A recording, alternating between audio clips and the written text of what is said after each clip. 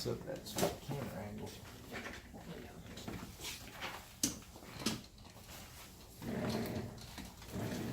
So I went ahead and printed out. There's like a light on it. Don't know where that light came from. Camera settings. Do you have a calling code? Huh? Do you have your calling code? It's on the thing, isn't it? I printed out the 891.125 guidelines, and then as well as the fact sheet. Can I borrow your phone? I'm bringing it over right now. Thank you. Is this filming? Yeah. You want me to turn the light off? I'm curious to see what the light. I haven't filmed with the light before. Do you have it set up to auto? Auto? Like autofocus, auto. Usually it just sets up a bunch of little rectangles on the screen, like figure out what's the most. Wow, you have a nice conference code number. 313555555. Yeah, you might want to look into your IT guy, because the IP address for the printer 10.0.4.20.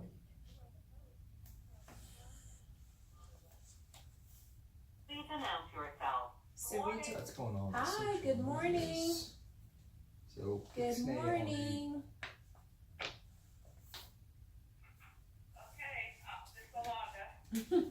Hi there, this is Sarita. I have Mike with me, Mike Means, and I have Chris Snyder with me. Hello, good morning. Hello, good morning. So, we are primed and ready to get started. Who do you have with you this morning? It's just me because we had some flooding issues, so James was out with the fire chief and rescue department assessing the unit. Oh my goodness, where you had the flooding in the units? Yeah, Okay. had 6 units that flooded. Oh wow, were they occupied? Yeah, people are staying at the shelter. Oh, okay, okay. Well, is that because of the rain? I know I saw on the news, I think yesterday, some highways getting flooded out in North Carolina.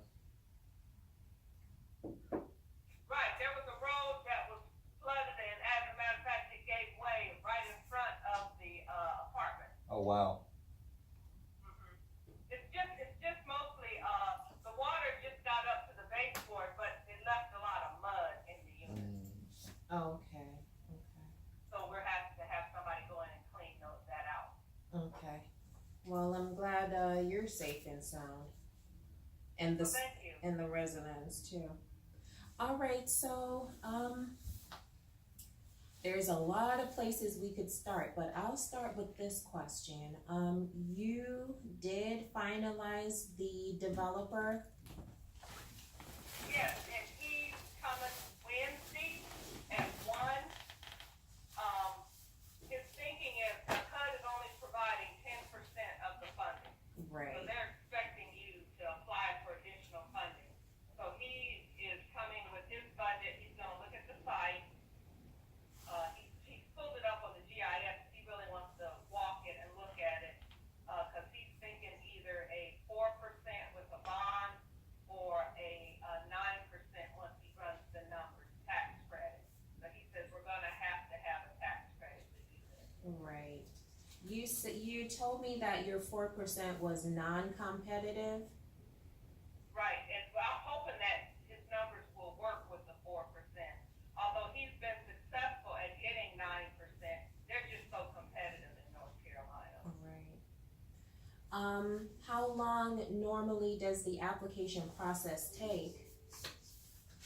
The application is due in January. They give you a preliminary around May, and the final is usually in August. Okay, okay. All right, hold on a quick sec for me. Okay. So, maintenance is showing now. So we have to show, if she's using the low income tax credit, she says that it's due in, whenever it's due, right? We won't be able to have it to show by the due date. So then my question is, would we need to have it to show by the due date? I think you have, when you submit this, you have, I believe it's 18 months before they finalize. So you have to, when you initially show your game plan, they approve the project, and then within 18 months of the approval So letter, you just say you'll have low income tax credit without having you have it? to show that it's in place and that you have But a it's not in reasonable place, ability to cause get it. her, But the application. The application is being worked on and the everything. application is being worked on, okay. Okay, have you had a chance yet to print out the application checklist Mike emailed this morning? Oh, yeah, I got it right here in front of me. Okay. So, the last time we spoke, we did a overview and we talked about, that you were going to use land, your own land to build. And we're still thinking of doing that, correct? Okay. Yeah. Can I have the exact address for the land, for the, location of the site? It's 941, 941. oh, goodness. Man, Chris, can you get the folder for, Hickory for me?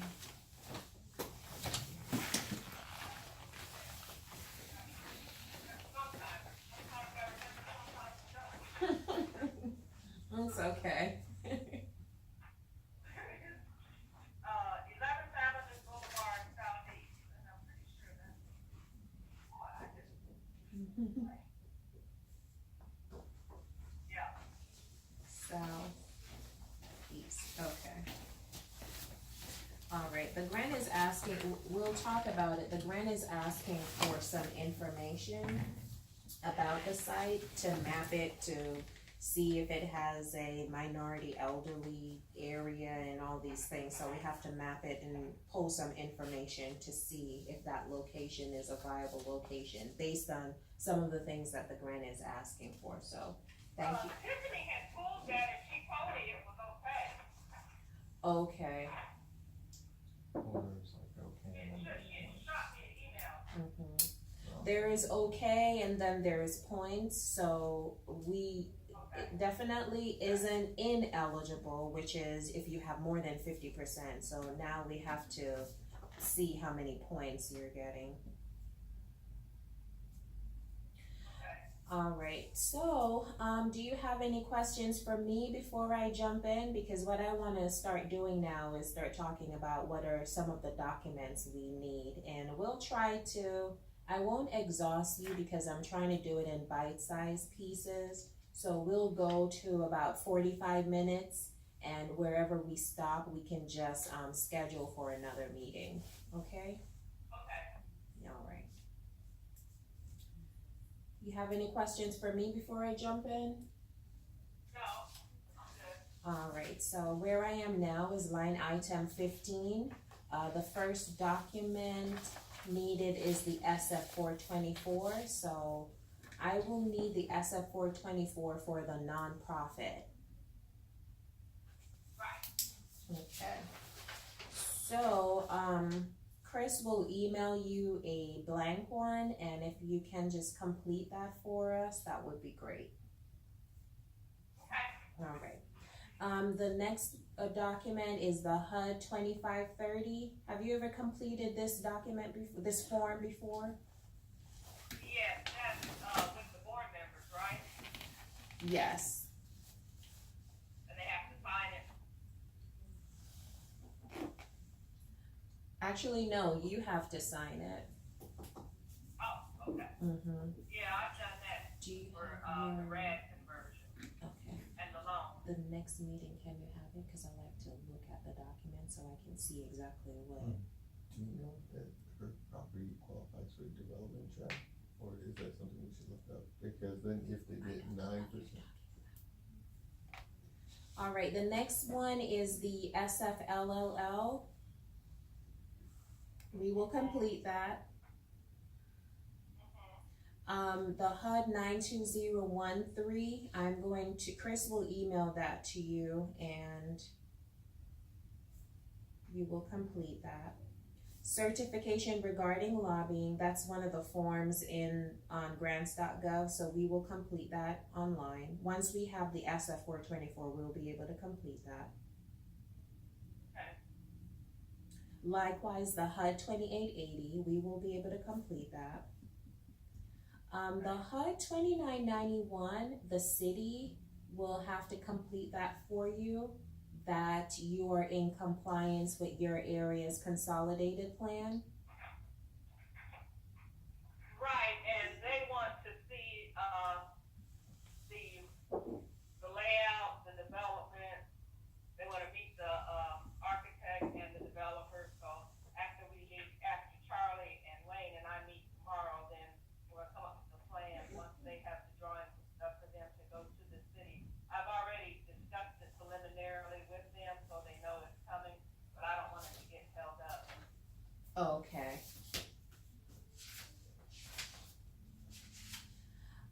Tab A, so this application, they have it organized in tabs. So tab A, we have to show your nonprofit status. And so they want, your articles of incorporation, they want a copy of your bylaws, they want your 501c3 certificate. We don't have a certificate, we have a letter, but we haven't gotten a certificate. It's the letter, I don't know why I continue to say it's a certificate, the letter. Okay. After we get done, I have another conference call at noon, but I can go ahead and scan those and send those to you. Okay. Is it possible that we can get an attorney to sign off on an attorney's opinion letter stating that? Yeah, she'll want to see, Okay, that's fine, we have an attorney, yeah. okay, alright.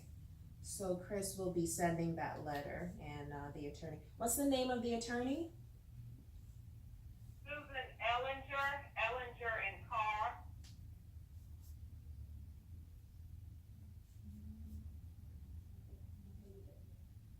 Okay, thank you for that. Tab B, that's where we have the absorption ratio, 50% for elderly population. So that's that mapping tool there where we map the site to see if it's less than 50%. So tab B is where we put that printout for the PDF.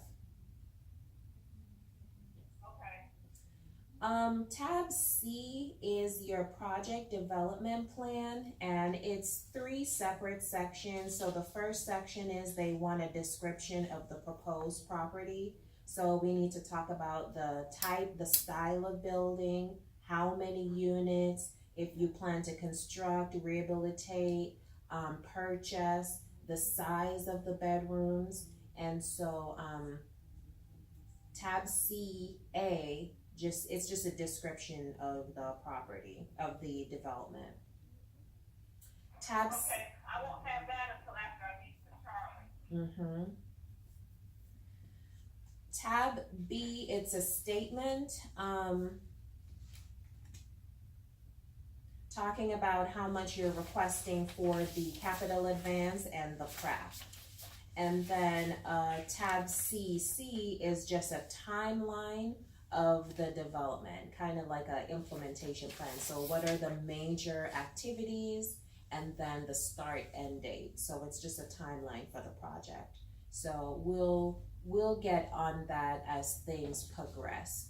So right now I'm just identifying to you what are the pieces, and then we'll start attacking these pieces in the coming weeks and 2 months of what's left. You have any questions for me before I move on? Tab D, we'll need a development budget, so I know the developer's coming and he's going to map it out with the money. Do you want us to be involved in that meeting, or you just want him to give us the budget and we'll have the budget, or do you want us to have a budget meeting? Let me meet with him on Wednesday, Mm-hmm. and then we'll know how we're gonna proceed, and then I'll let you know. Okay. All right, so tab D will need the budget. Tab DB will need a CNA, comprehensive needs assessment, if you were rehabilitating or buying a property outright. We won't need that because you're building, so that's not applicable for you.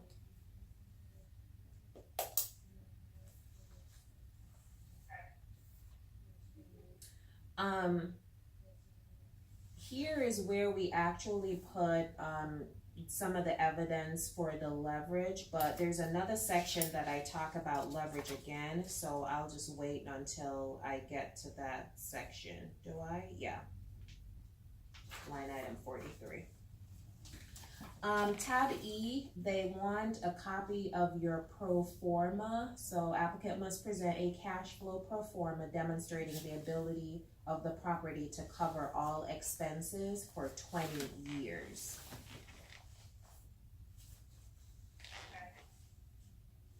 Will,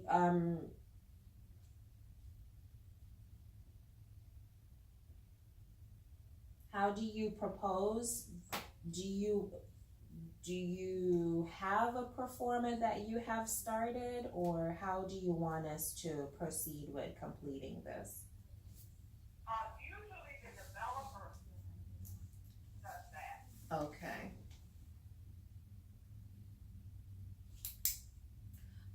Tab F is the CNA. If we actually had a CNA, we would put it right here. Tab G, they want an environmental review, and there's two ways that they want us to submit it to, one of two ways, I'm sorry, that they want us to submit it to them. So they have this system called HEROS, HEROS,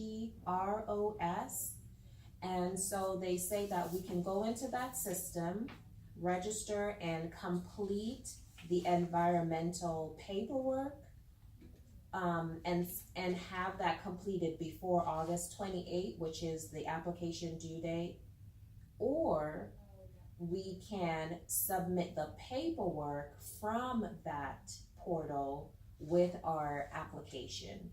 So if you decide to submit it with the application, we don't have to submit it through HEROS, but you can submit it through HEROS, but if you do, it must be before August the 28th.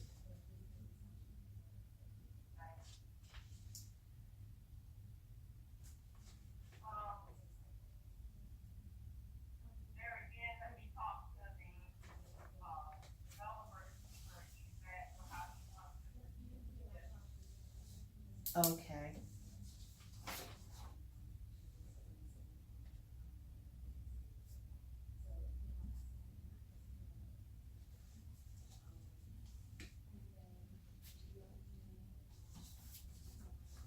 Do you have any questions for me so far?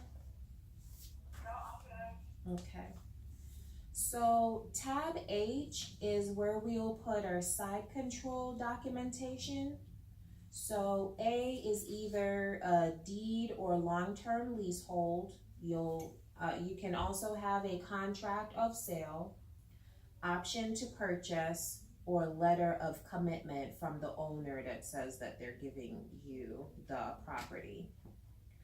Asset owns the property. Okay, so the nonprofit already owns the property. It's already been transferred. Okay, so it's A. So you'll have a deed.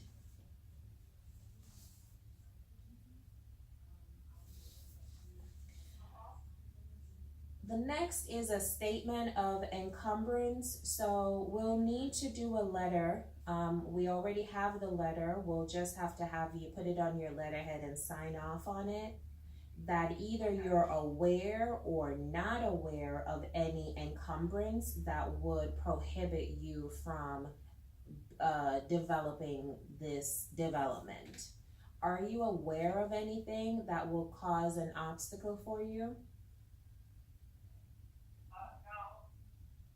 No. Okay, no. Okay, so that is what that's what the letter will say. You're not aware of anything.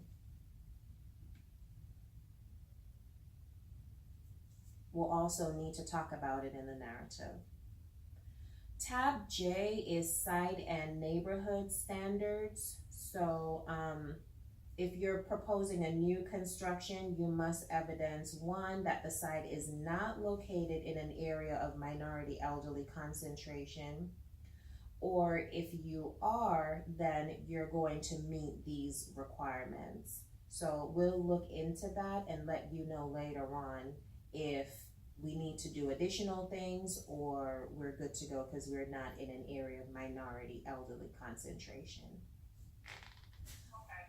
Tab K is real property acquisition and relocation. So this is if you're actually buying a development and the development is occupied, you have to show a relocation plan. So this is not applicable to you because you're building. Also, they would allow you to put the relocation in the budget, so this is, again, not applicable. Tab K3 is also not applicable. Tab L is the concept and project proposal. It cannot exceed 30 pages. We do have to submit letters of commitment and resumes for this section. So this section, yeah, they want a few resumes. A few, no, more than two, a few. No, I said Of who? resumes of who? Oh, of your development team. So, Just a second, please.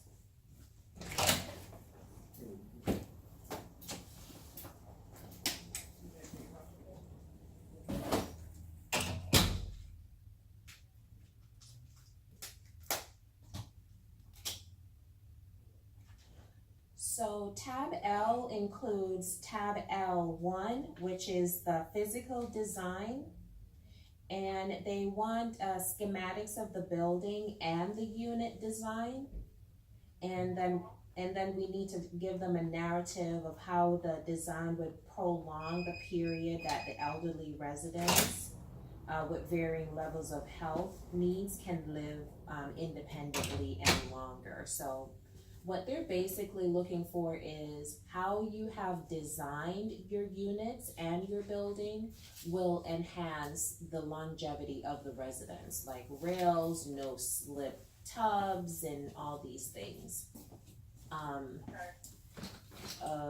What's another thing that's really common? That the counter in the kitchen is accessible for elderly people in wheelchairs and these things. Ramps, doorways. Mm-hmm. Yeah, CDC has a list of stuff that mentions all that.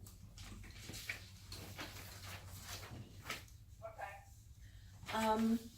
Tab L2, letters evidencing supportive services. So they have listed for us partners that they would like us to include. So I've listed them here in 35. What we're going to do is provide you a list of community partners, and we're going to start it with these ones that they have already told us that they encourage us to partner with. Okay. So any additional community partners that you have that serves the elderly or the elderly would need those types of services, I want you to add it to the list of community partners. We will type up letters of commitment and email it to you for you to have your partners to sign off on the letters. Okay. All right, so that's the plan for that. Tab L3 is the soundness of approach narrative. So applicant must propose evidence either by citing research or stating a theory of change as to why their proposed physical design features and supportive service plan will promote health, wellness, and quality of life and will prolong the period for these elderly people to age in place and live independently over the next 10 to 20 years. So we'll be doing some research to provide the evidence for this section, okay? Replicability and scalability. So they want us to talk about that the design that you have selected can be replicated by other nonprofits and is scalable, meaning nonprofits who own Section 202 properties over the country, throughout the country, can replicate your design to achieve the desired result of having the elderly people live independently and age in place successfully. So we'll be writing that section. Tab L5 is Section 3 employment opportunities. So what they're asking is that any employment opportunities that you have, you'll make an effort to hire Section 3 residents and Section 3 businesses. You do have a Section 3 plan there, don't you? Well, not really. Really? Okay. So, the housing had one, but, New Dimensions does not have one. Okay. Or Advent Housing doesn't have one. The Housing Authority had one, but I have to dig around and know where it is now since we converted. Okay, so I'm going to ask for you to get a plan so that Yeah, even I'll email Nelrod and ask them. Nelrod did one for us several years ago. Let me, email them and ask them, can they send it to us? Mhm. Because even in the contract with the developer, you can say that he will hire Section 3 residents or Section 3 businesses, if applicable, to work on the project with him or any of his contractors or anything like that.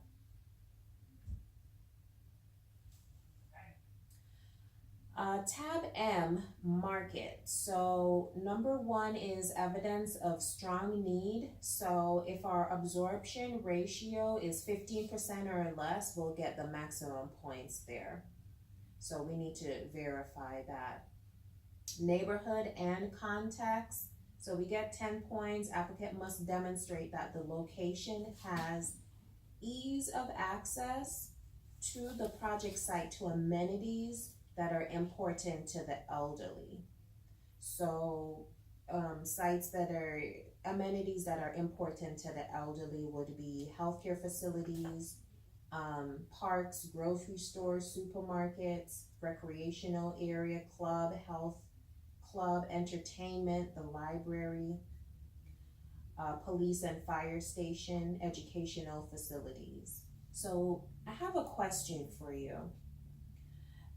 The site that you have selected, is it within like a half mile walking distance to all these facilities?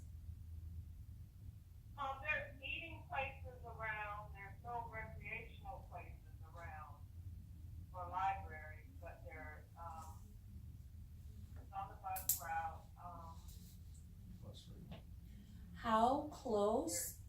How close is the bus route? Is it within a quarter-mile walking distance to the closest bus stop, your site? I have to go out there and look, but I believe so. Okay, because if they can't walk to it within a half mile, the bus stop has to be within a quarter mile. Yeah, all of this is similar to the tax credit stuff, so Charlie will, that's why he wants to come up and look at the site and Mhm. see, because if he has to apply for a tax credit, which he's gonna have to, it has to meet similar things, Okay. yeah.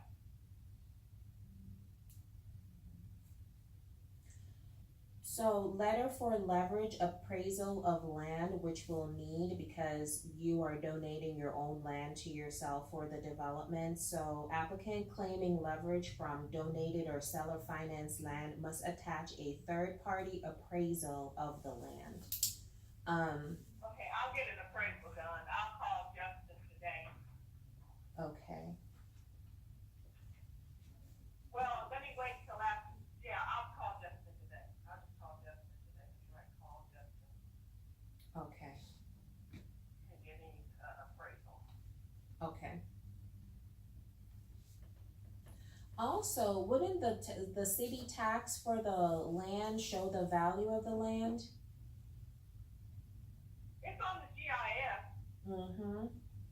Okay. and, let me see, I attached that, let me look right here, cause I did attach it when I sent out the RFP for a developer. The land value is assessed at $232,400, Okay. that's the tax value. Well, if you can get a third party to say more, that would probably be good, so it's up to you. So here is where we'll need the resumes. Tab N1 asks for Yeah, I see now. Yeah. Yeah, I've got some of them, I've got Charlie and his group, cause they submitted it when they submitted the RFP, I just need the architect and mine and Diana's, I guess. Mhm. So Okay. the resumes, they want the resumes to reflect experience with low income housing tax credit, section 202 mixed finance deals, or any other complex financing development. And I'm pretty, Charlie has all that. so that's awesome. Do you have any REACT scores for a property that has elderly? West Hickory, Hickory does. Okay, so the nonprofit doesn't. All right, so that's NA for you. All right. Does this will be the first property the nonprofit will start to operate, correct? yes, that's correct. Okay, so there will be no other documents. Okay, so NA. Tab N2, supportive service experience. So applicant should show the experience of committed partners, including property managers, in providing services, details of the proposed service plan, description of firm resumes must identify specific services provided. Anyways, this section here, once we get the letters of support and once we get the resumes, we'll be able to satisfy this requirement, so let's move over this one. Tab N3 is the leverage. So these are all the leverage, these are not the leverage isn't limited to these, we can do other things, but these are just examples of leverage that the NOFA gave us. So in order to get the full 15 points for leverage, we must do a 10-to-1. How much tax credits do you think we'll actually get? I don't know, Charlie and I haven't even discussed that, that's why he's coming up Wednesday. Okay, all Yeah, right. the developer usually does all of the financing stuff and the development and the budget and the schematics, and they do all the heavy lifting, they carry this project. That's true. So I don't have any information, I haven't met with him yet. Okay. All right, tab O, letter for land use, so, Sarita, can we back up a minute? Yes, ma'am. Okay, under, appraised value of donated or seller finance, Mhm. they must include an appraisal or a tax assessment to document value. What tax assessment are they talking about? What's on the book? Yes. Any, Is the appraisal more points? no points. It's basically Okay. like an eligibility criterion. It's just to show that you did provide evidence to show the value. Oh, okay. Mhm.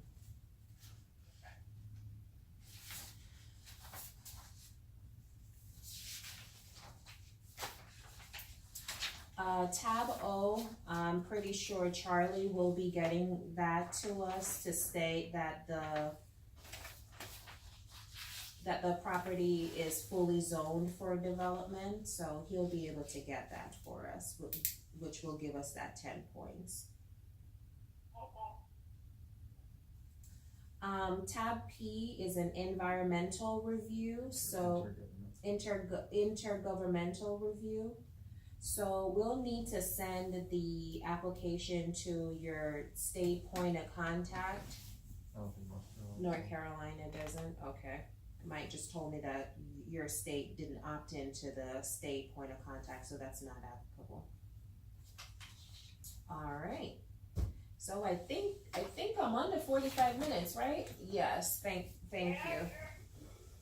You're doing good. Thank you, that was my goal. I didn't want it to drag on and just bore you to death with this thing. Oh, no, it's just that I knew, I didn't read it, I just scanned over it, but I knew from reading over the grant when it came out that a lot of this information was gonna have to come from Charlie. So I gotta meet with him and Wayne on, Wednesday, see what their thinking is. Now Wayne, the architect, he's built several, complexes as well, designed them. He seemed to think that with the 4%, we might be able to pull this off with the 4% and then the 5 million from HUD. So, but I haven't heard from Charlie, but he's coming up with Charlie, so. Okay. Wayne is our architect, and Okay. Charlie uses him as well. Okay.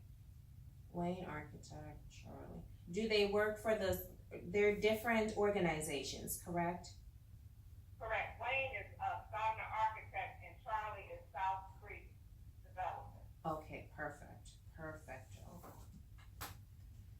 All right, so 2 things before we go. 1, do you have any questions for me? 2, when would you like to schedule a different meeting? I'm thinking after you speak with Charlie, and then, Well, I would like to talk Thursday if possible, so I can update you all on where we are with Charlie and what his thinking is. okay, no problem. When are you free?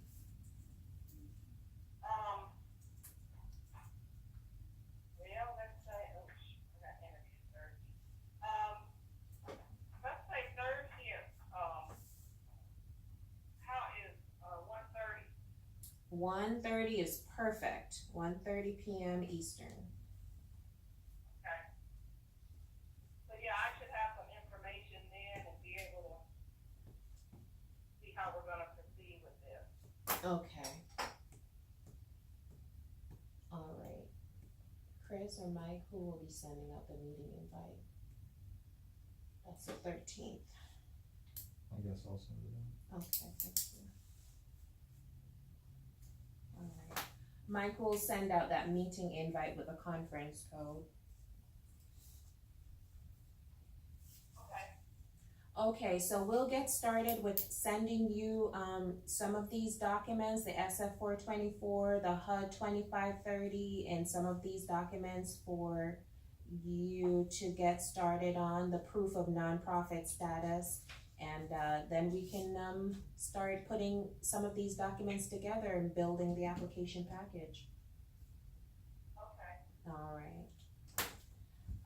Any questions for us before we go? No, let's see, I did, well, this is the housing authority. I did pull up the housing authority section 3 plan. So I will, tailor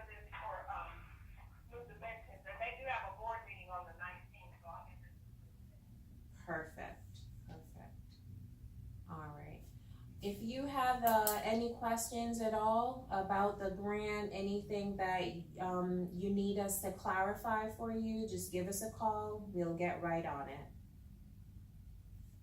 Okay. Okay, all right, Thank well, you guys. thank you too, Thank we'll you. talk to you on Thursday, Okay, bye-bye. bye now.